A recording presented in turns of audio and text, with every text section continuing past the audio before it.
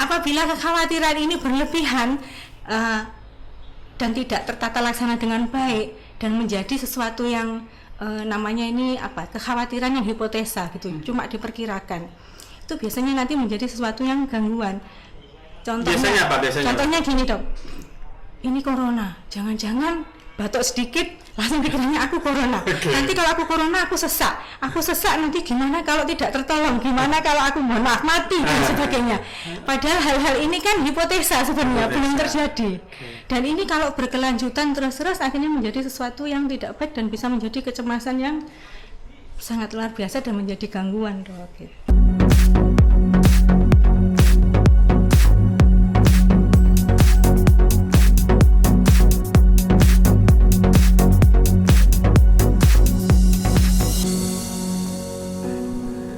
Oke, bismillahirrahmanirrahim. Assalamualaikum warahmatullahi wabarakatuh. Bersama saya Farhad Suryaningrat. Kali ini kita kedatangan bintang tamu.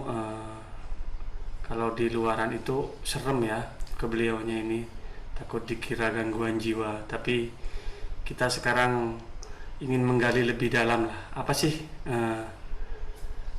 ilmu kejiwaan ini bersama Dr.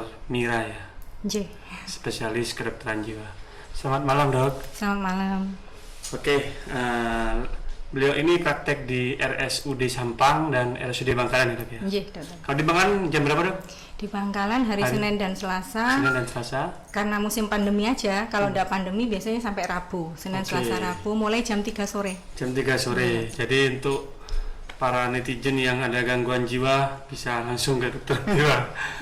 Monggo dok sedikit memberi gambaran. Sebenarnya sebelum kita melangkah ke hal yang lebih spesifik, secara umum lah gangguan jiwa itu dibagi berapa dok? Ada berapa jenis? Oke.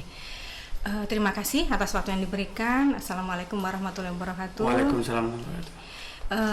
Pada kesempatan kali ini saya akan memberikan sedikit pemahaman okay. Khususnya terkait gangguan kejiwaan, karena selama ini mungkin stigma di masyarakat itu begitu kental kalau gangguan jiwa itu mohon maaf langsung gila gitu. Oh, okay. Padahal kayak COVID mati gitu. Bisa jadi seperti itu dok. Jadi gini, kalau COVID mungkin ke rumah sakit nanti di-COVID-kan gitu. Kalau jiwa jangan ke dokter jiwa, nanti dianggap gila. Padahal tidak seperti itu dokter ya. Gangguan jiwa itu banyak sekali macamnya.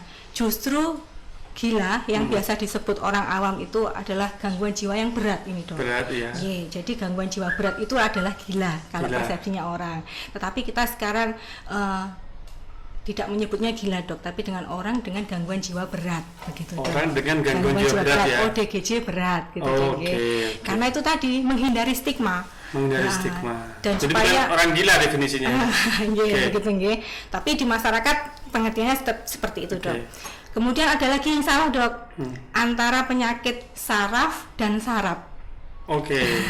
Kebanyakan orang ini salah masuk akhirnya dok.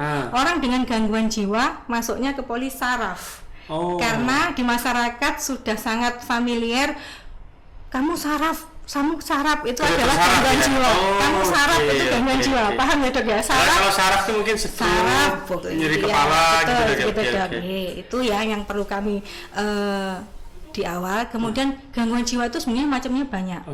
Ada yang ringan, sedang, berat. Yang berat ada yang kami sebutkan tadi dok, yang gila itu tadi yang disebut orang. Kalau kami menyebutnya orang dengan gangguan jiwa berat. Kemudian ada yang sedang. Yang sedang ini macam-macam dok. Ada yang depresi begitu ya. Depresinya sedang, ringan. Depresi pun ada ringan, sedang, berat. Kemudian yang paling ringan itu sebenarnya adalah gangguan cemas dok. Cemas ini biasanya karena sebab-sebab stres awalnya. Jadi kalau orang ngomong kamu tuh stres, itu langsung persepsinya gangguan jiwa berat kan begitu kalau di masyarakat. Padahal itu sebenarnya salah. Stres itu adalah reaksi normal seseorang sebenarnya dok. Stres itu reaksi normal seseorang apabila ada masalah atau ada problem yang harus dihadapi. Itu stres ya. Bisa dipahami ya dok. Jadi ada pengertian stres itu sebenarnya adalah reaksi seseorang bila mendapatkan sesuatu masalah atau problem dan dia bereaksi begitu, itu namanya stres ya. Jadi gangguan jiwa yang ringan tadi cemas ya Bu ya. Bisa mulai cemas atau stres itu juga. Kemudian sedang depresi. Kemudian ada gangguan jiwa berat. Kalau yang di masyarakat biasanya disebut gila itu tadi. Gila. Oke. Sekarang kita sedikit Dok yang cemas. Yang cemas ini sekarang ini kan musim corona lah, COVID ya. Ini kenyataan Dok, ini saya alami di keluarga saya. Kadang-kadang ada yang mengaku sesek, ada yang mengaku, itu gimana Dok? Jelaskan sedikit. Jadi gejala-gejala cemas, tanda-tanda orang cemas. Oh saya ini cuma cemas ternyata, saya ini nggak COVID, itu gimana Dok? Jadi gini, sebenarnya cemas itu kan identik dengan rasa khawatir ya. Khawatir. Was-was, khawatir. Contoh dengan masalah COVID ini. COVID ini kan segala sesuatu yang pertama baru, kemudian belum ada kejelasan, masih ambigu, ada yang iya, ada yang tidak, ada yang percaya, ada yang tidak, kan gitu. Padahal ambigu ini kan sesuatu yang bisa menimbulkan kekhawatiran. Nah, kemudian yang berikutnya COVID ini adalah hal yang belum pasti. Belum pasti maksudnya kapan berakhirnya, ada nggak nanti obatnya. Sehingga ketiga hal ini tadi membuat kita khawatir kan. Nah, khawatir ini adalah sebenarnya suatu proses kita berpikir yang akhirnya membuat kita merasa cemas dan gelisah kan Dok. Jadi worry atau khawatir itu adalah segala sesuatu yang membuat kita berpikir bahwa hal ini nanti akan ada sesuatu di kemudian hari yang membuat kita merasa cemas dan gelisah. Nah, worry sendiri atau kekhawatiran ini khususnya terkait COVID, kalau untuk kita ini bisa yang normal atau nyata, kemudian ada yang berlebihan. Yang worry atau kekhawatiran yang normal itu bisa menjadi sesuatu yang akhirnya menjadi membuat kita menjadi berusaha melakukan sesuatu yang terbaik dan akhirnya menjadi solusi. Contoh gini. Gitu. Betul. Jadi kekhawatiran ini sebenarnya ada yang normal atau menjadi baik dan ada yang berkelanjutan menjadi sesuatu yang kurang baik. Gitu. Kalau yang baik itu tadi, bila kita khawatir akan corona ini, kita pasti berpikir sesuatu yang bagaimana cara mencegahnya, bagaimana cara menghindarinya. Misalnya pakai masker, jaga jarak, gitu ya, tetap terus tidak kumpul-kumpul ya. Akhirnya menjadi sesuatu yang positif, yang baik buat kita dan itu solusi kan gitu. Apabila kekhawatiran ini berlebihan dan tidak tertata laksana dengan baik dan menjadi sesuatu yang namanya ini kekhawatiran yang hipotesa gitu, cuma diperkirakan, itu biasanya nanti menjadi sesuatu yang gangguan. Contohnya gini Dok, ini corona, jangan-jangan batuk sedikit langsung pikirannya aku corona. Nanti kalau aku corona aku sesak nanti gimana kalau tidak tertolong, gimana kalau aku mohon maaf mati dan sebagainya. Padahal hal-hal ini kan hipotesa sebenarnya, belum terjadi. Dan ini kalau berkelanjutan terus-terus akhirnya menjadi sesuatu yang tidak baik dan bisa menjadi kecemasan yang sangat luar biasa dan menjadi gangguan Dok. Berarti cemas nih Dok, cemas yang tidak terkontrol ya, itu bisa ada gejala fisik nggak Dok? Sangat. Biasanya kita sebutnya somatisasi atau somatisasi ya. Jadi gini, manusia ini kan sudah ditakdirkan Allah itu memang ada badan, ada jiwa. Tetapi manusia itu kebanyakan yang diutamakan adalah fisik atau badannya. Contohnya gini, ada keluhan sakit kepala, dia mesti periksanya, mohon maaf, pagi dulu ke dokter saraf gitu ya. Atau nyeri lambung lah, ini udah sering. Dia larinya ke dokter penyakit dalam. Jarang sekali dan hampir tidak pernah dia berpikir bahwa aku tadi kok sampai sakit perut itu karena apa ya? Apa aku tadi stres memikirkan sesuatu mungkin, atau aku salah makan, tidak. Tapi dia langsung pergi mencari pertolongan ke dokter fisik kan. Setelah mungkin aja jiwanya yang sakit. Bisa jadi begitu karena begini, stres itu sangat erat kaitannya dengan fisik. Bisa jadi penyebabnya adalah kondisi kejiwaan, tetapi karena manifestasinya ke fisik sehingga orang ini kurang memahami. Ya itu tadi yang saya bilang, kalau manusia lebih mengutamakan yang fisik ya. Begitu. Membedakan Dok, oh ini saya ternyata memang sakit fisik beneran, saya ternyata cuman sakit jiwa nih. Jadi gimana Dok? Jadi gini, kebanyakan di klinik ya, di poli jiwa memang kita mendapat pasien-pasien yang dengan gangguan cemas itu konsulan biasanya dok. Kiriman dari penyakit dalam, kiriman dari saraf, kiriman dari jantung, begitu nggih. Kenapa? Karena itu tadi manusia lebih ke arah fisik dulu, pasien-pasien ini lebih ke arah fisik dulu sehingga beliau-beliau ini periksanya ke tempat itu. Setelah dipastikan tidak ada apa-apa, gitu. Akhirnya dari dokter-dokter ini, termasuk jawat kami ini yang mengkonsulkan ke kami. Kenapa lagi kok seperti itu? Dan biasanya mereka tidak langsung berangkat dok. Nunggu keluhannya parah. Kok di penyakit jiwa sih? Itu lagi kembali ke stigma yang pertama tadi dok. Jadi aku ini nggak gila, mohon maaf ya, saya menyebutnya gila. Kok aku disuruh ke dokter jiwa? Nah itu dok. Jadi ada penolakan, nggak terima mereka. Awalnya gitu ya.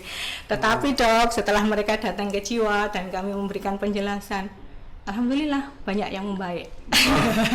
Jadi keluhan fisiknya dok, karena memang asal muasalnya ternyata bukan dari fisik, tetapi memang murni dari kejiwaan. Jadi setelah dicek semua lab lengkap, misalnya darah rutin, darah, semua jantung, EKG, EKG, nggak ada apa-apa ya? Iya, normal semua. Tapi ternyata dia setelah kejenengan jadi lebih enak. Lebih enak. Dan kalau di jiwa dok, kalau nggak salah, kalau saya koasnya di jiwa dulu agak semangat.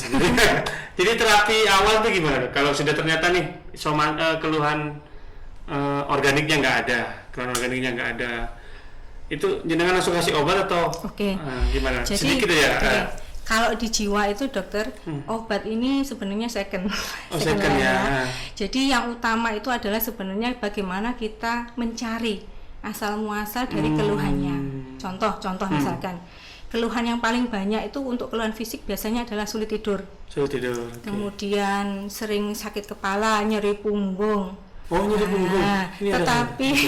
Tapi setelah diperiksa ya enggak apa-apa sebenarnya, enggak ada masalah, nggih.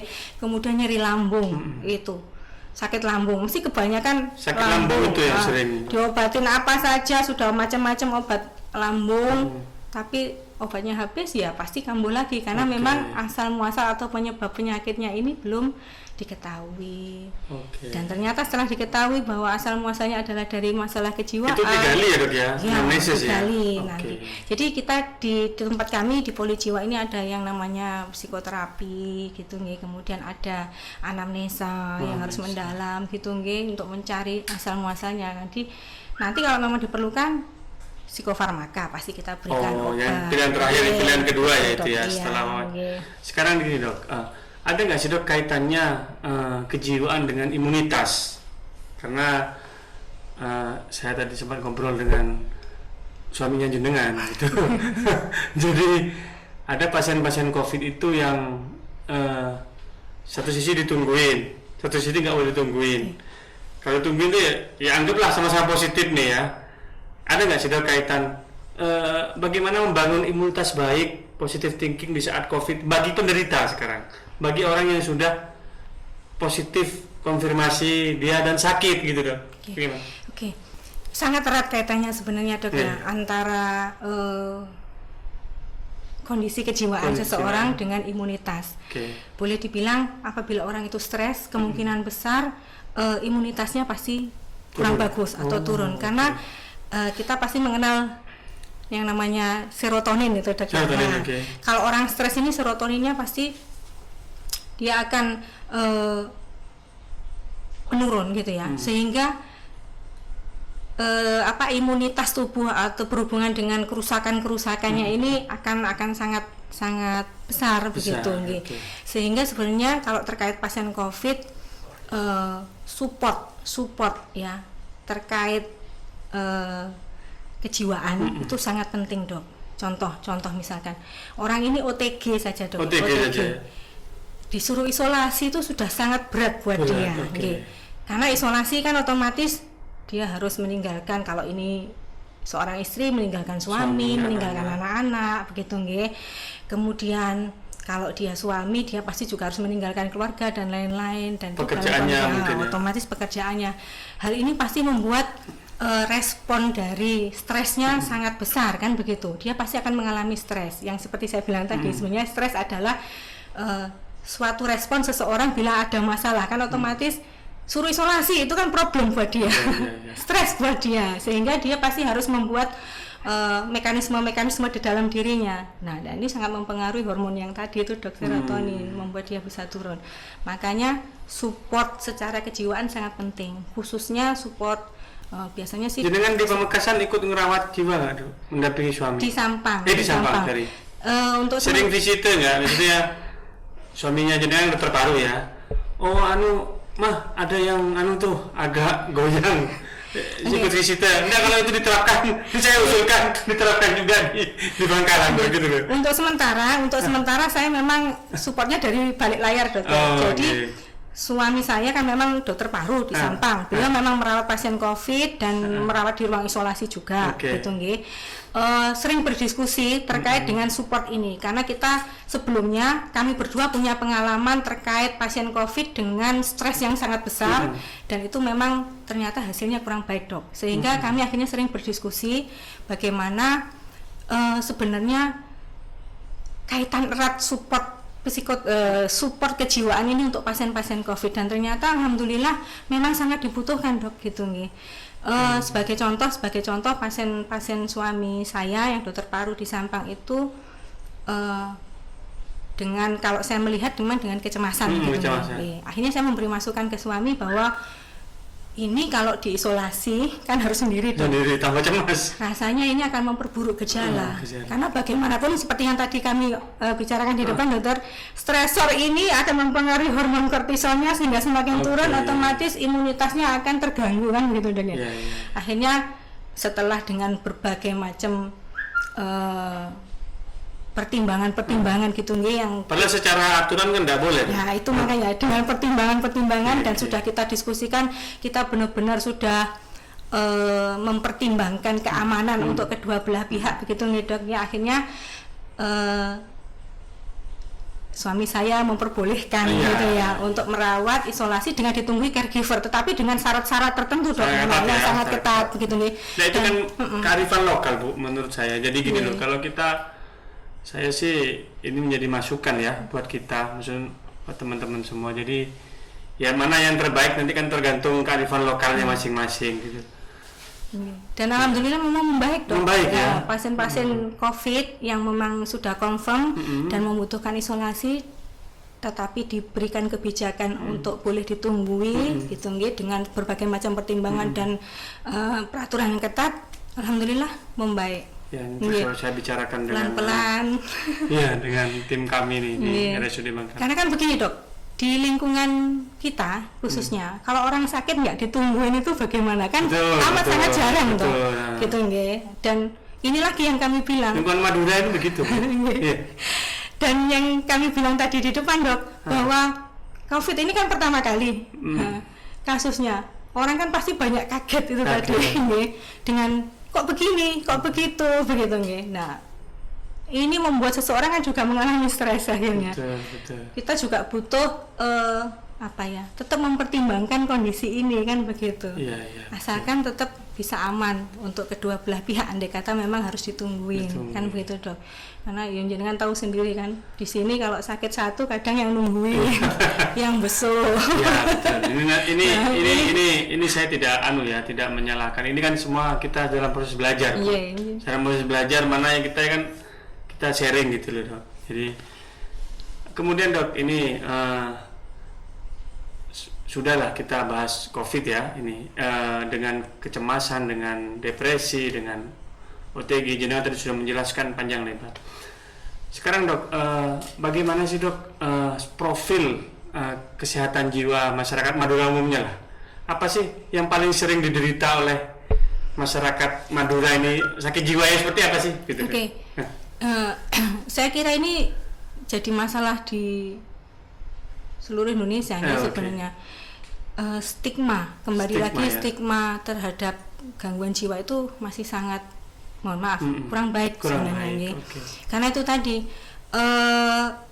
anggapannya kalau kejiwa itu pasti gila.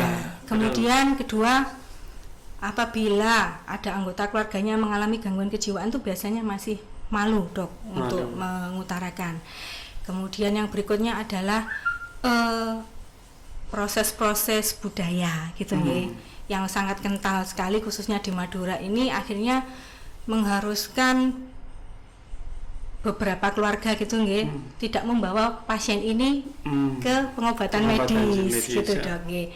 Tetapi alhamdulillah akhir-akhir ini mungkin juga karena kemajuan teknologi, kemudian informasi, kemudian bukti-bukti yang sudah bisa dilihat oleh masyarakat gitu ya, bahwa ternyata pengobatan medis terhadap gangguan jiwa itu hasilnya juga sangat bagus gitu, sehingga sekarang ini trennya juga sudah mulai banyak masyarakat yang memahami dan mulai banyak yang membawa ke tempat kesehatan, fasilitas kesehatan gitu dong ya. Tetapi itu juga tetap menjadi tugas kami untuk terus melakukan sosialisasi. Gangguan jiwa yang tersering apa dok? Kalau di Madura lah ya. Kalau yang di Madura ini sebenarnya yang tersering itu malah cemas sebenarnya. Oh, cemas. Tetapi itu tadi yang saya bilang. Kan emosian dok. Itu berarti cemasnya itu. Ngosok ya dok ya, kalau katanya orang ngosok. Sebenarnya gangguan cemas dan gangguan somatisasi itu gangguan fisik yang terkait kejiwaan, tetapi karena banyak yang tidak berobat dan menganggap itu biasa, sehingga terkesannya malah yang banyak adalah yang gangguan jiwa berat. Gitu. Padahal itu yang banyak ya. Keluhan-keluhan itu sebenarnya yang cemas. Tetapi nunggu itu tadi dok. Soalnya saudara saya ada yang cemas, tiap telepon saya tuh ada dok. Jadi malam sakit mual, tuh ini sampai sakit jiwa, nggak percaya. Tolong ya saudara saya ya, Anda yang sakit jiwa Anda itu. Jadi jangan telepon saya dokter kulit. Silakan dokter. Boleh dok, hari Senin Selasa ke poli jiwa dok. Jangan percaya, soal marah-marah ke saya.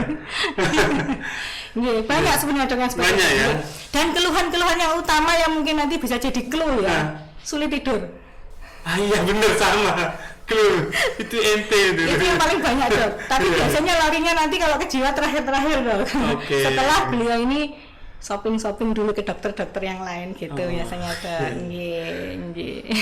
Terima kasih Bu Mira, saya kira itu. Terima kasih atas kesempatannya. Mohon maaf mengganggu waktunya karena beliau ini sehari-hari ada di Sampang, diantar oleh bapak suami disut Pak. Jadi terima kasih Pak Naji. Lain kali nanti mungkin Pak Naji setelah ini Bu, nanti saya akan berbagi cerita. Ya ini hanya untuk informasi Bu, jadi nggak ada ya. Kalau saya jadi tambah subscriber, tambah follower, alhamdulillah. Saya bisa jadi terkenal, alhamdulillah. Cuman intinya saya ingin memang dunia kesehatan khususnya di Madura ya, saya dokter anak, dokter di semua saya ajak untuk berdiskusi di sini biar informasi yang disampaikan itu ada. Jadi itu aja dok niatnya. Terima kasih, semoga ini menjadi barokah dan menjadi ladang pahala untuk dokter Mira dan kita semua. Ya jangan lupa nggak subscribe nggak apa-apa lah, pokoknya doakan aja dapat pahala. Pesan satu ya dok. Terakhir. Apabila memang dibutuhkan dok, monggo silahkan datang untuk berkonsultasi ke poli jiwa. Ke poli jiwa ya. Kalau di Rumah Sakit Bangkalan, Senin dan Selasa. Selama pandemi. Siap. Semoga pandemi segera berakhir sehingga bisa Senin, Selasa dan Rabu. Kalau di Sampang dok? Kalau di Sampang setiap hari jam kerja, kami siap melayani untuk segala macam konsultasi terkait kejiwaan. Tidak usah malu, tidak usah takut. Jadi jangan ada stigma kalau jiwa itu ke poli jiwa itu gila. Cemas aja itu boleh ke poli jiwa. Iya. Jadi jangan sama kayak stigma COVID ya dok ya. Betul. Jangan kalau kena COVID langsung dijauhi, sembuh ya banyak. Ada yang ringan, ada yang tinggi. Saya kira itu. Terima kasih banyak dokter Mira. Sama-sama dokter.